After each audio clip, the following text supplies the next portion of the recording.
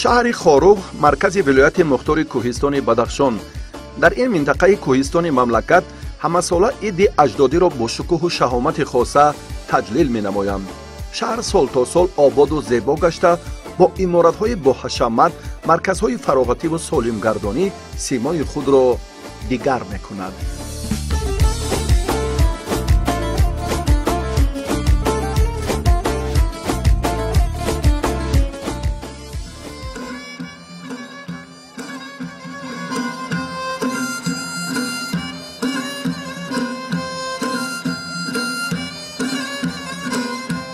قبل از آغاز چاره‌بینی ورزشی در شهر خاروغ، برنامه عیدانه کنسرتی منظور ساکنان ولایت مختار کوهستان بدخشان گردانیده شد که هنرمندان نامی ولایت با سرود و ترانه‌های دلاشوب که وصف دیار محبوب و پیشرفت و ترقیات ساحه‌های گوناگون خواجگی خلق مملکت را در بر می‌گرفت، بر روند جشن نوروز عالم افروز شهامت دیگر بخشیدند.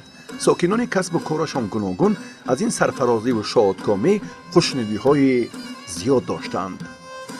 بهار آمد، بهار آمد، بهاری مشک بار آمد، نگار آمد، نگار آمد، نگاری بود باد آمد، بهار آمد، بهار آمد، بهاری مشک بار آمد. نوروز نوبهار است، گل در میان کار است، غنچه دهان گشاده، بلبل چه بیقرار است. نوروز نوبهاران بر گلرخان مبارک، این باغ شاد و خندان بر کودکان مبارک. نوروز نوبهاران چون موسم گل آمد، بر شاخ گل نشسته خوانش بلبل آمد. با عرض احترام به اندازه شما را به مناسبت عید پیروزی نوروز عالم افروز تبریک و تهنیت گفته به شما عمر بردوام و خوشبختی خواهانم. هر روزتان نوروز باد، نوروزتان پیروز باد. نوروز نوجوان است، نوروز جاودان است، از روزگار دیری زیباترین شاخ است. عرف و عادت و عنعنه‌های مردمی هر یک گوشه جشنگاه را زینت دیگر می‌داد. هفسین و هفشین، طعام‌های ملی، رمز بهار عالم افروز، سومنک و دیگر خوراک‌های خاص مردم کوهستان دوردست کشور افادهگر فرهنگ بلند مردم تمدن آفر تاجیک را دیگر باره ثابت می‌نمود. مردم با روحیه عیدانه و شکرگزاری از وطن آباد و آسوده رقص و شادی می‌نمودند.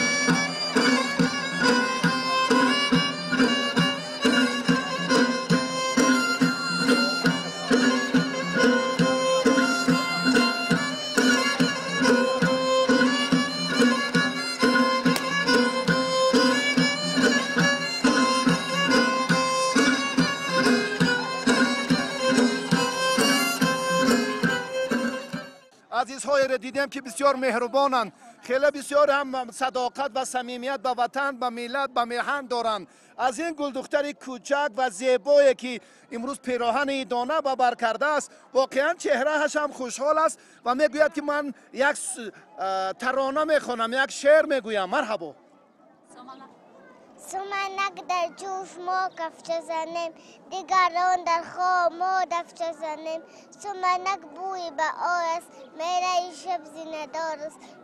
دلخوشی سال اکبر سال دیگر یا نصیب. من همه هموطنان عزیزم را به مناسبت نوروز فیروز از صمیم قلب تبریک نموده برایشان تمنا میکنم که همه روزشان مثل همین روز خوش و خرسند باشند، نوروزشان فیروز باشد، شاگون بهار مبارک. در گوشه دیگری نمایشگاه دستاورد و نتیجه های ورزشگران ولایت مختار کوهستان بدخشان به معرض تماشا گذاشته شده بودند. سال گذشته را ورزشگران ولایت با کامیابی های نظررس جنبست نموده در ابتدای سال نو نیاگان با عزم و اراده قوی تصمیم دارند که موفقیت های بیشتر را هم به دست آورند. خوشحالی مادران سابقه‌دار را از این تنتنه و شادی و استقبال صمیمی عید بهار حد و کنار نبود.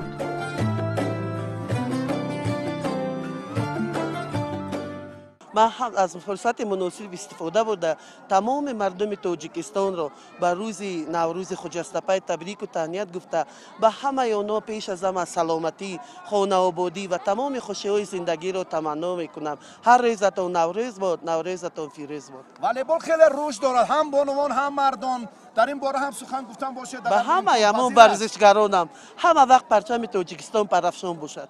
چهره‌های خندان کودکان و نورسان و نشاط و شادی اهل محفل از نفوذ و شهامت والای عید باستانی نوروز درک می‌داد. فضای متنتن جشن نوروز به دلها فرح و شادی آورده امیدهای هر یک ساکن ولایت مختار کوهستان بدخشان را به فردای روشن وطن عزیزمان باز هم قوی‌تر می‌نمود.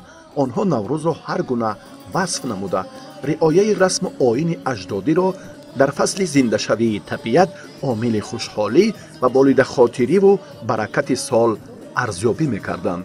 گفته‌های معمول بزرگان سالی که نکوست از بهارش پیدا را چهره‌های منور و خوشحال بزم نوروزی ثابت می‌نمودند.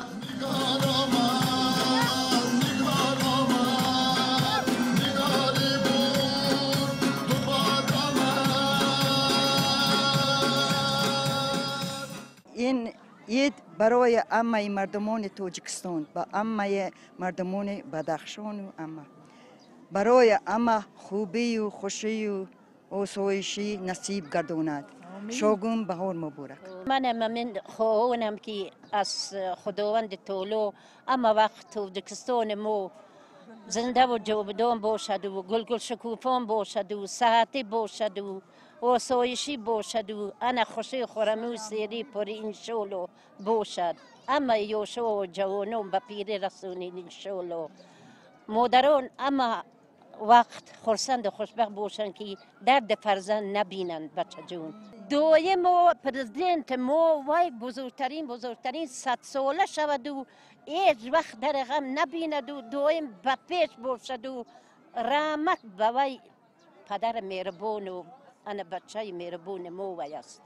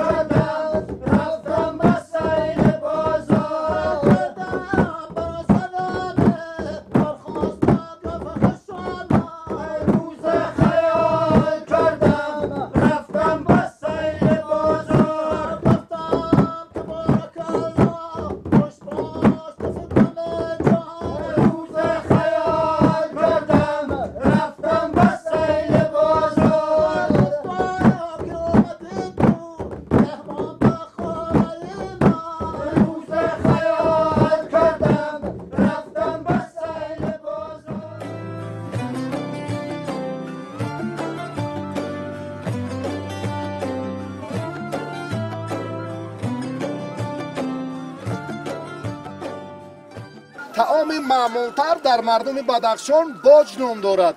این رو هم در تنتنه نوروز در عید باشکوه اجدادی بیشتر تیار میکنن و به مردم پیشنهاد میکنن که بسیار طعم خوش و خوب دارد. درباره همین طعام باج به ما معلومات میدادید؟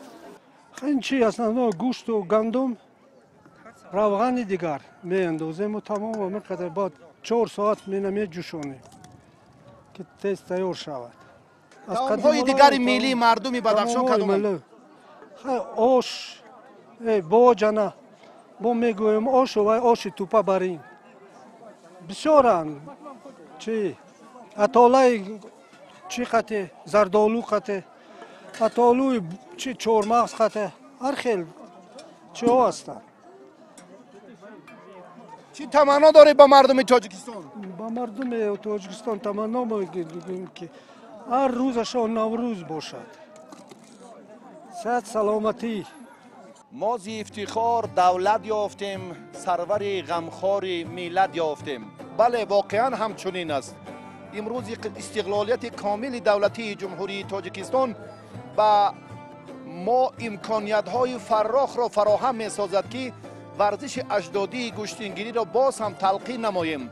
عید با شکوه نوروز بین المللی با برگزاری مسابقه گوشتینگیری در شهر خوروغ شهامت و نفوذ علاهیده خود را داشت که از صبح بر وقت روز 26 مارس کل پیر و برنا، مرد و زن و سابقه‌داران و استادان برجسته عازم ورزشگاه می شدند که واقعا هم فضای ایدانه و زیباگی و آن نویسشجرهای پیوسته تبلیغ کننده کاری امروزه طرز حیاتی سالم و همچنین عنعنه‌های سنتی ما این گفته ها را بار دیگر هم تقویت میداد. ما امکان یافتیم که اندیشه چند تن از ساکنان شهر خوروغ و مهمانان ارجمند را راجع به استقبال نوروز و همچنین برگزاری مسابقه گوشتینگیری منظور شما کنیم. تمام جوانان باور و ناموس بدخشان امروز با ورزش خیلی نیاز خیلی یعنی توجه دارند و فرزندان ما هر روزه به مشق‌های گوناگون توجه زیاد دارند و امروز ما دیده ایستاده‌ایم که در عرفه این جشن بزرگ باز مسابقه های ورزشی در شهر خوروغ ادامه یافته ایستادند و امروز ما در مرکز ورزشگاه شهر خوروغ قرار داریم و تمام ساکنان شهر خوروغ در این ورزشگاه اشتراک دارند و این مسابقه های ورزشی را با صدق و با صمیمیت تماشا کرده ایستادند. نوروز چون همبستگی طبیعت و انسان است، چون پیروزی نور بر ظلمات است، چون تنه نیکی بر بدی است، نشانه اساسی این در سنت و مخصوصا در بازوهای نوروزی هستند که جنبست آخران تمام خورشید بر تاریکی را می‌بینند. پیشوا مثلا ملت در یک سخنرانی‌اش بسیار خوب اشاره میکنند که نوروز یک کتابی مقدسی است که تمام سنت ها و رسم و رسوم هزار ساله ما رو آورده محفوظ نگاه داشت و امروز برای ما و شما زنده نگه داشتند و امروز مخصوصا در شهر خوروغ با تمام شکوه و شهامت این بازی‌ها برگزار کرده ایستادیم و یک نشانه پیروزی بر ظلمات رو امروز با چشم خود ما می‌بینیم. ما از شهر کلوب 4-5 نفر بانو رو سفربر کرده آوردیم به مسابقه جمهوری و با گوشتین ملی گوشتینگیری مقصد با عید نوروز بین المللی جمهوری تاجیکستان در اینجا پهلوان بهترین شناخته جمهوری از شهر کلوب نظر و جانانه که اشتراک میکند باوری دارم که در اینجا صاحب شاجایزه میشود. قبل از آغاز مراسم افتتاح مسابقه عنعنوی رقابت‌های انفرادی پهلوانان مملکت در وزن 65 کیلو شروع گشت.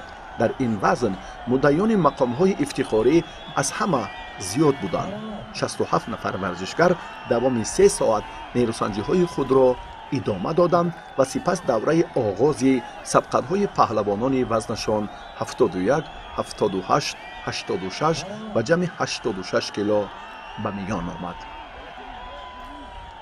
همه ساله در ولایت مختار کوهستان بدخشان مسابقه گوشتین ملی در سطح بلند دایر کرده می شود و این سال نیز چون همه ساله گوشتین ملی در یک سطح بسیار بلند تشکیلی گذرانده شده است و خیلی شما دیده است زیاده از 7000 ساکنان شهر نویاهای ولایت مختار کوهستان بدخشان در این چهاربینی اشتراک کرده است و زیاده از 150 ورزشگر از دیگر منطقه خاص از جمهوری ازبکستان هم ورزشگران در این مسابقه اشتراک کرده ایستادند و این اولین مرتبه یعنی که در ولایت مختار کوهستان بدخشان بیرون از جمهوری دیگر دولت‌های همسایه در این مسابقه اشتراک می‌کنند. می‌بینیم که در وزن 65 کیلو اکثر مدعیان از ولایت مختار کوهستان بدخشان تقریبا 40 نفر ورزشگران وزن 60 کیلوگرم از ولایت مختار کوهستان بدخشان هستند. این چنین از حساب بانوان نیز در این وزن در وزن 52 وزن 60 کیلوگرم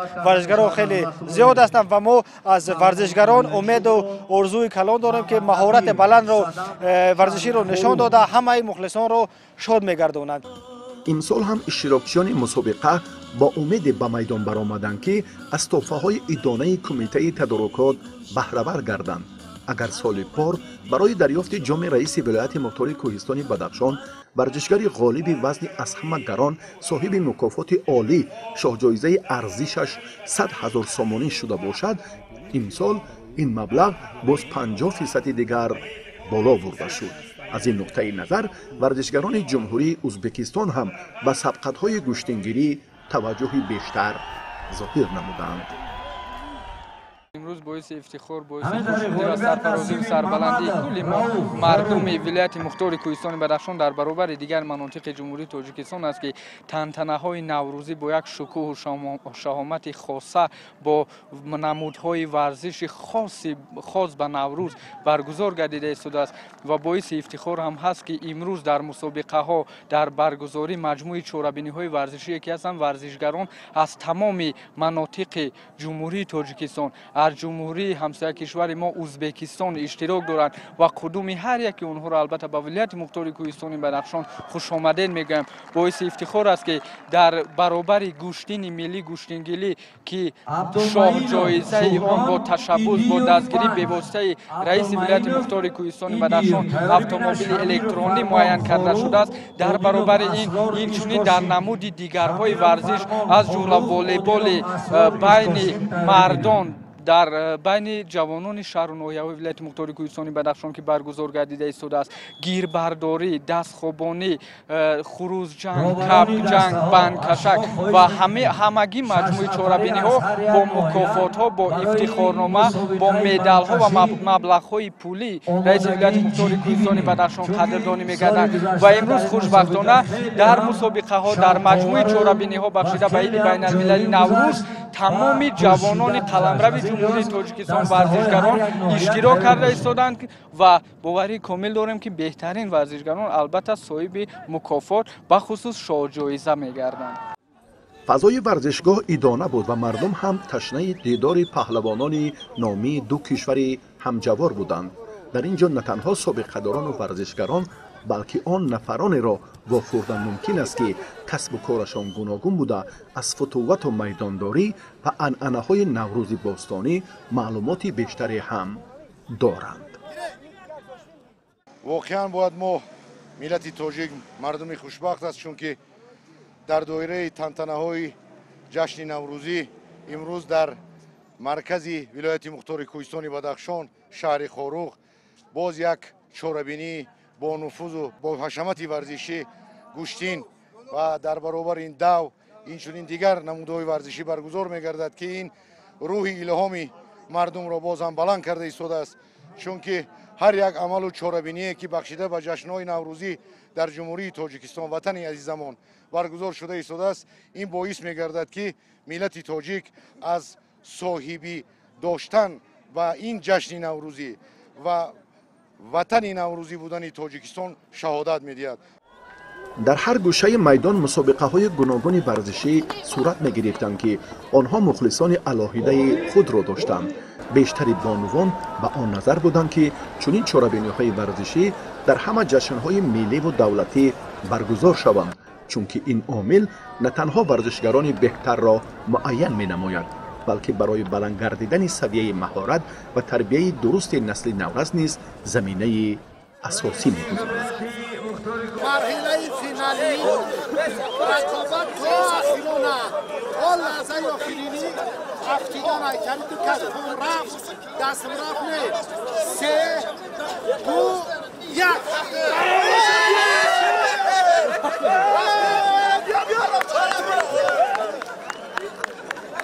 ما امروز در مرحله برگزاری بندکشی در دول اول با نوعیه روشخلات 2 خوب آزمایی نمودیم، اونو رو شکست داده. بعد از او با دسته تعینات مخصوص ملی سعی رئیست وزارت کارهای داخلی در ولایت مختار کوهستان خوب آزمایی کردیم، اونو رو نیز شکست داده.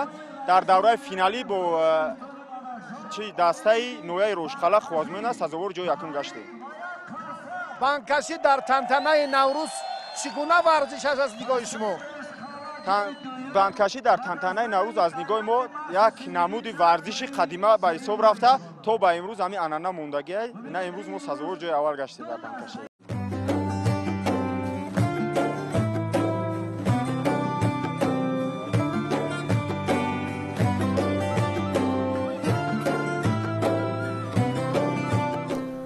مسلم است که ورزش والیبال در ولایت مختار کوهستان بدخشان محبوبیت خاصه داشته در اکثر ناحیه‌های آن دسته‌های علاهیده قوی میان مردان و بانوان وجود دارد. در استقبال نوروز امساله هم زیاده از 15 دسته ناحیه‌های ولایت هنرنمایی جالب نشان دادند. ربط سبقت‌ها را نیز داوران با تجربه سطح جمهوریوی حکمی نمود. مربیان والیبال ناحیه شغنان از حساب جوانان با مهارت هیئت خویش را مکمل نمودند که این در رفت بازی‌های انجام یافته نتیجه به بار آورد. 3 برای غلبه کرده، غلبه مبارک. رحمت کلام. و درباره نتیجه سبقت‌هایتون حرف می‌زدید؟ در این مسابقه 13 تا دسته اشتراک کردند، دسته‌ها را به 4 گروه تقسیم کردند و به ما میسر شد که از همین 13 دسته سزاوار جای اول گردیدیم. چند بازی دور کردید؟ ما 2 بازی در گروهی بازی کردیم، یک چهار فینال، پول فینال و این روز در فینال سزاوار جای اول گردیدیم. در رقابت‌های نیمه‌نهایی با کی سبقت کردید؟ کدام دسته؟ در رقابت‌های نیمه‌نهایی ما با دسته برتنگ بازی کردیم و با حساب 3-2 غالب برآمدیم. فضای جالب ورزشگاه به رفت نیروسنجی دسته‌های دیگری ولایت کوهستان دوردست مملکت نیز تأثیر خوب رسانید. برای دریافت انعام‌های ادانه مسابقات دسته‌های روشن و برتنگ نیز در اکثر رقابت‌های قبلی خود ظفر یافتند. نقطه دیگری فرق کننده آن بود که جوانان زیادی هوسمند و با مهارت زود هیئت را در رفت سبقت تغییر می‌دادند که این عامل مقاومت دسته‌ها را باز هم جالب‌تر ساخت. در مسابقه گردبرداری تعداد ورزشگران هوسمند و مدعیان انعام‌های ادانه از حساب دسته‌های ساختارهای قدرتی ولایت مختار کوهستان بدخشان بیشتر بود. رفت مسابقات را داوران بی‌طرف حکمی نمودند که این شفافیت چاره‌بینی را بار دیگر اثبات ساخت و برای اکثر اشتراکچیان نیز این عامل پسند افتاد. داور درجه جمهوریوی از شهر کولاب حسن عبداللهیف این بخش را حکمی کرد. رقابت دورهای اول و دوم را دسته‌های اشتراک داشته در ناحیه‌های خود انجام داده بودند که این تدبیر نیز به صفت زورآزمایی‌های این مسابقات تأثیر خوب رسانید. از نمود ورزش گیربرداری جای دوم را اشغال کردم و رحمت به حکومت تاجیکستان که ما را هر دقیقه، هر ساعت و هر روز، هر سال دستگیری میکنند. ورزش سبک نیز در ولایت مختار کوهستان بدخشان نه تنها میان مردان بلکه میان بانوان نیز محبوبیت خاصه دارد. این گفته‌ها در سبقت‌های ادانه بار دیگر اثبات دقیق خود را پیدا کرد. شماره اشتراکچیان مرحله نهایی میان بانوان 16 نفر را تشکیل میداد که مسافه 1500 متر را اولین شده ساکن شهر خاروق یاسمینا علیدادова طی کرد. مقام دوم به آمینه سفر محمدова نصیب گردید. زینه سوم را گلزاره رحمی خدایeva به دست آورد. رقابت مردان در مسافه 5 کیلومتر صورت گرفت که از میان 40 نفر اشتراکچی اولین شده واحد اشوربکov به مره رسید. فرخ پهلوانوف و حیدربک مچایف متناسباً زینه‌های دیگری افتخاری را به دست آورده سزاوار انعام و تحفه‌های ادانه نوروزی این ساله گردیدند. در خصوص بیش بودن ورزشگران وزن از همه سبک کارشناسان به آن نظرند که از حساب وقت معین محدودیت‌ها برطرف می‌شوند. بعد از دوره‌های اول و دوم سبقت‌ها جالبیت بیشتر گشته، روند معرفی ارزنده‌ها نیز بهتر گردید. از میان 67 نفر مدعی تنها به پهلوان شهر کولاب بهرام صوفیف و ورزشگر ناحیه ونج قربانعلی شریفov میسر گردید که به مرحله نهایی برآیند. در فرصت‌های مناسب بهرام صوفیف رفت نیروسنجی را تغییر داده به دریافت امتیاز دلخواه خود سزاوار گردید و مقام اول را صاحب شد. دو زینه سوم را ورزشگران عبدالرؤوف شریفov و فردوس رحمت اللهیف به دست آوردند.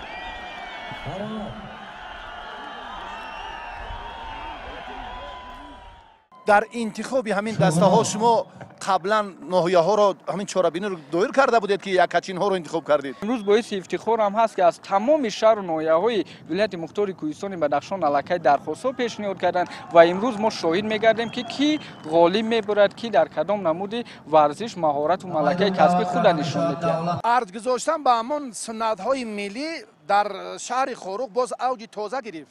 ما مشاهده کرده استاده که بعد از سفارش‌های خاصی روابط عالی مملکت و نمودهای ملی توجه زیادتر شده استاده است و خیلی که شما دیده استاده در ولایت مختار کوهستان بدخشان نیز گشتین ملی هم در شهر و نویها در وقت نوروزی و هم در مرکز ولایت مختار کوهستان بدخشان بسیار در یک سطح بلند و دیگر نمودهای ملی هم نیز نمودهای ملی نوروزی در همین میدان برگزار کرده میشه. بار اول در تاریخ گشتین ولایت دو دسته بانوان شرکت نمودند. در وزن 52 کیلو 8 نفر ورزشگر بانو مدعی زینه‌های افتخاری محسوب می‌یافتند. بانوان که در زمان صاحب استقلالی به نمادهای گوناگون ورزش و تبلیغ طرز حیات سالم روی آوردند، گشتین ملی را همچون ورزش اجدادی اعتراف کرده تمرین آن را هم با دعوت استادان و شخصیت‌های برآمند گشتین در سطح ضروری براه ماندند. میدانداری بانوان در وزن 52 کیلو نشان داد که روزافزون بیگ نظر و روزگل حیدر، آمینه علی مردانова و اصلی شایوا نسبت به دیگران مهارت فوق‌العاده دارند. این بود که آنها تا به دورهای مهم راه یافته متناسباً زینه‌های افتخاری را مال خود نمودند. نقطه دیگری موفقیت آن است که دختران به هر یک سبقت توجه علاهیده داشته کسبیت خود را در وقت مشخص نیروسنجی نشان دادند. یگان دور نیروسنجی آنها به وقت اضافه طول نکشید.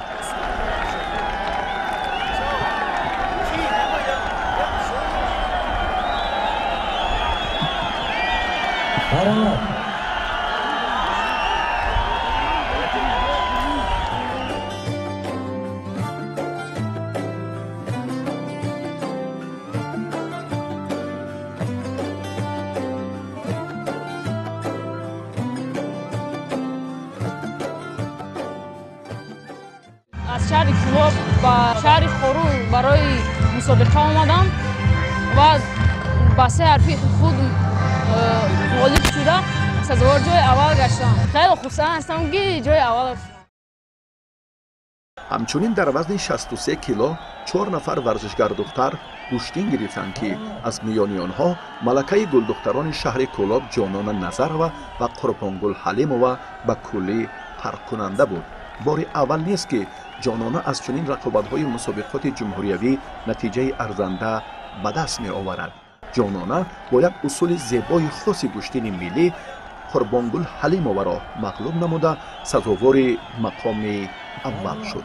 برای دستگیری بانوان در این وزن با ابتکار مقامات اجرایی حاکمیت دولتی ولایت مختار کوهستان بدخشان به ورزشگر دختران هم که جایهای نمایان را صاحب شدند چاروای کلان شاخدار، یخدان و تلویزور همچون تحفه ایدانه تقدیم کرده شد. در این مسابقه اشتراک کردم و سزاوار جای اول گشتم. مینداری خود را به تشکیل کنندگان این مسابقه میرسانم که چنین مسابقه ها را برای ما فراهم میگردانند. من حلیمова قربانگل می باشم و در این مسابقه که در شهر خوروق برگزار شد من سزاوار جای دوم شدم و من مینداری خود را به تشکیل کنندگان این نمود گشتین ملی میرسانم که برای ما دختران چنین شرایط ها فراهم کرده است و ما میخواهیم که بسیارتر در میدان ها برآمد کرده گشتین ملی تاجیکستان را معرفی نماییم. ما مینداری خود را به تشکیل کنندگان این ورزش که ما بانوان را دستگیری میکنند مینداری خود را بیان مینمایم. در وزن 71 کیلوگرم 24 نفر پهلوان مملکت با هم قوه آزمایی نمودند که تنها به محمد اسا رجبوف از دسته ختلان دو میسر گردید که زینه اول افتخاری را سزاوار گردد. مقام دوم نصیب انوشیروان میزرابوف گردید. دو جای سیوم را نیکروز امانوف از ناحیه ونج و مگمد فرمانبکوف از ناحیه روشان صاحب شدند. این پهلوانان از مکافات و جایزه های قیمتناک مسابقه روح بلند گشته با توجه زیاد مرحله های تیاری را و مسابقات جام جهان در رشته کشتینگیری که برگزاریش تیر ماه سال روان در شهر دوشنبه در نظر است شروع خواهند نمود. در وزن 71 کیلو سزاوار جای یکم شدم در این منطقه بلندکوی بدخشان اومدیم به نوروزی و در این مسابقه من جای اول شدم. امروز در این مسابقه با 4 حریف خود پیروز گشته و در واخوری نهایی از ورزشگر رجب محمد عیسی مغلوب شده سزاوار جای دوم گشته. در وزن 78 کیلوگرم قایم شکران و سلمان رحمی خدایف، اکرم صدیروف هر سه از ولایت مختار کوهستان بدخشان بودند که میدانداری خوب هم انجام دادند و 3 زینه اول افتخاری را نیز به دست آوردند. تنها بختیاری عالم در برابر افراد نام برده 1 زینه سوم را به دست آورد و خلاص. دیگر موفقیت را پهلوانان منطقه ولایت کوهستان مملکت صاحب شدند. اساس غلبه های ورزشگران وزنشان میانه از رشد مکاتب ورزشی ناحیه های روشان و ونج و رشقلعه منشأ میگیرد. در تنتنه عید گوشتین اجدادی این گفته ها باز اثبات دقیق خود را پیدا کرد. و 5 حریف خود غالب آمدم، سزاوار جای اول شدم و صاحب قطاس شدم. در وزن 86 کیلوگرم 18 ورزشگر از مناطق کشور برای دریافت مقام‌های افتخاری سزاوارانه تلاش نمودند.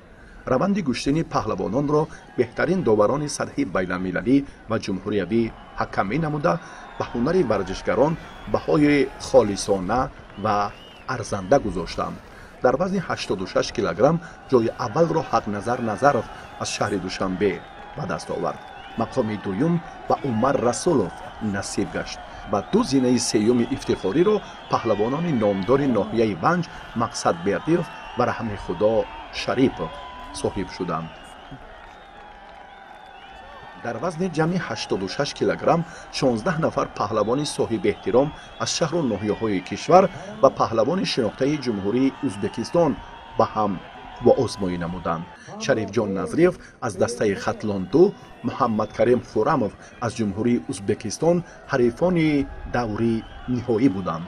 این سال بار اول در ولایت مختار کوهستان بدخشان قدردانی ورزشگران موفق وزن آخری مسابقه که جمع 86 کیلو را در بر می‌گرفت به اوج اعلا رفت.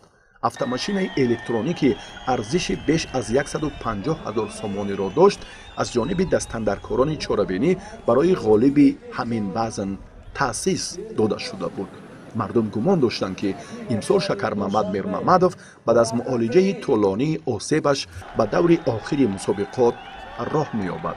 аммо мавсуф дар марҳилаи ниманиҳоӣ аз шарифҷон назриёв шикаст хӯрд.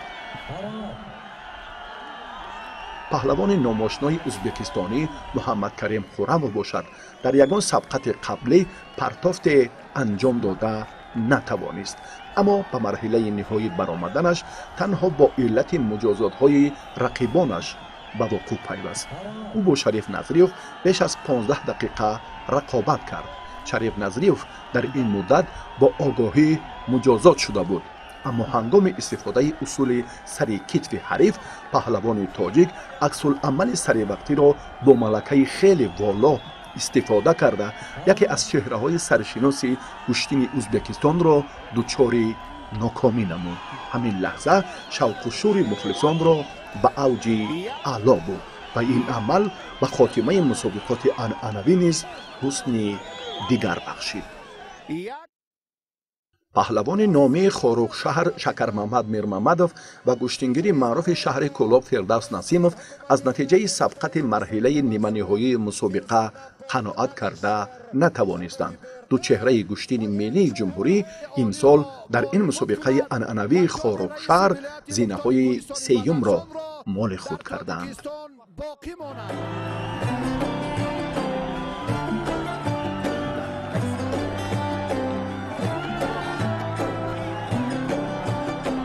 خوشبختانه توانستم سزاوار شاهجایزه جامی رئیس ولایت مختار کوهستان بدخشان کردم و تیاری خود را بیشتر دیده بودیم.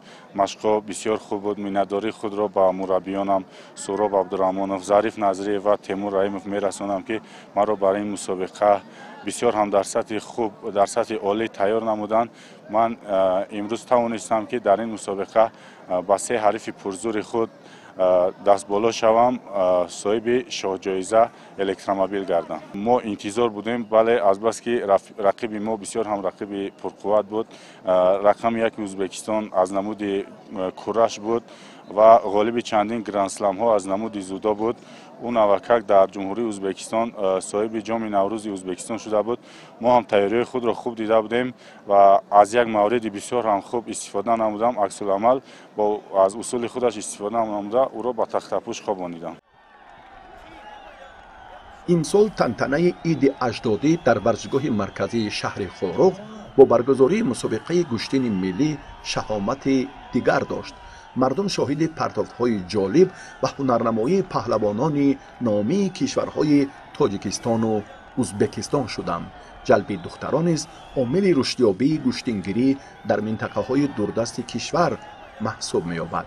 امید است که چنین اقدام و عنعنات در دیگر منطقه‌های مملکت صورت می‌گیرند و مسئولین حضرت چاره‌بینی‌های ادانه باز جهت انتخاب بهترین‌ها خلاصه‌های مشخص خود را می‌برارند.